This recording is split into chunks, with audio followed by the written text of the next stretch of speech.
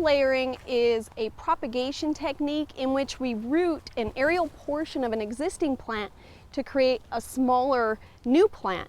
And this is a very useful technique used with a lot of our house plants that get real leggy and lose all the leaves at the bottom, like a croton or a Dieffenbachia.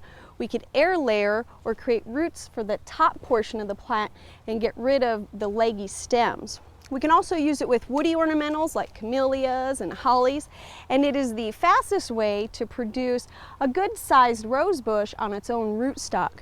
The basic technique involves wounding the stem of the plant and then wrapping that in sphagnum moss and allowing it some time to root. And once it's rooted, we'll cut it off the plant and pot it up, we'll have a new plant. So to get started, we want to look for a portion of the plant that we're going to root. If we're air layering in the springtime, we want to look for some of last year's woodier growth. And if you're air layering midsummer, you want to use some of the current season's growth that's a little bit more tender. The size of the aerial portion where we're making our air layer is going to dictate the final size of our plant. You want to use at least a 1-foot section or a little bit larger. But more importantly, you want to find a stem that's around pencil size or a little bit larger when we're working with woody tissue. So I've identified a site where I'm going to make my air layer here on this stem. And the first thing I want to do is go in and remove all of the leaves and any stems or branches that come out within about 3 or 4 inches of my site where I'm going to air layer.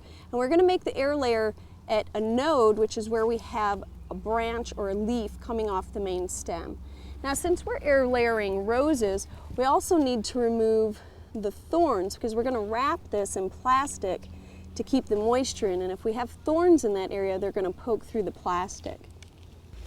Now, once we've cleaned up the section of stem, we're going to come in and remove a piece of the bark, and we're going to do that using a sharp blade. I'm using a grafting knife. You can also use a box cutter or even a nice sharp paring knife from your kitchen will do the job. Anything that's sharp that'll cut through this tough outer layer.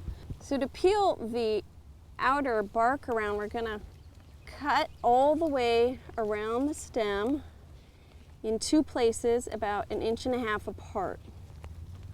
And once we get a ring all the way around, we're going to go ahead and cut along the stem. Cut a linear line connecting the 2 pieces, and then use the tip of your blade to start peeling that bark up. And depending on how well you cut, it'll come off very easily, or you might have to make a couple of cuts to get in there and remove the entire section. We're just taking the outer layer off, and you can see that it's sort of more fibrous and thicker, but we're going to leave this under layer intact. And this is where the roots are going to develop as we're air layering. The next step is to put some hormone on this, and we're using a rooting hormone, and I'm using Hormex number 3 and just dusting it on the site. And this is going to help the roots to develop better. The next step is to wrap the wound with sphagnum. Sphagnum moss is going to provide the moisture to the wound site necessary for rooting. It also has some antibacterial properties to help prevent disease in the wound site. Now, sphagnum can be very hard to get wet, so we want to soak it in water for several hours. And when we're ready to wrap it, grab a handful and squeeze out all that extra moisture. It's hard to wet initially, but once it's wet, it holds moisture for a long time.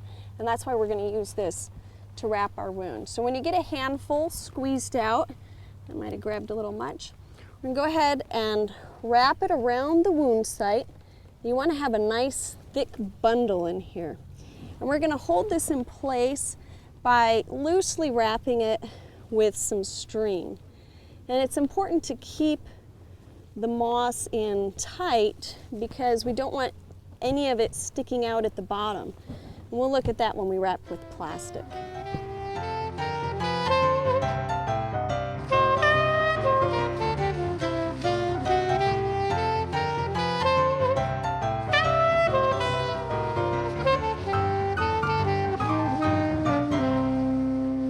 Once we have our moss in place, we're going to wrap it with plastic, and this is going to keep the moisture in while our roots develop. We want to be careful while you're putting the plastic on to not get it caught on any thorns on the rose bush, because we don't want any holes in there. We want it to hold moisture very well.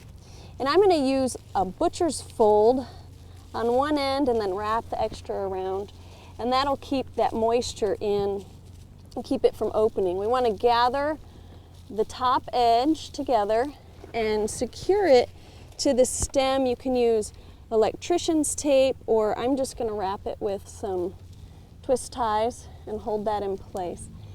It's very important that while we're wrapping it, that none of this sphagnum moss protrudes out, because if it does, it's going to act like a wick and it's going to dry out all the sphagnum in here. Even if just one little piece is protruding out, it can dry out the entire ball.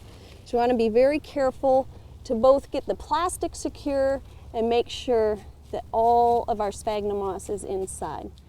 Once we have our plastic secure over our moss ball, we simply wait. Be patient. It can take several weeks for roots to develop. Once we see the roots starting to develop through the moss, we're going to come back and cut this off and pot up our new plant.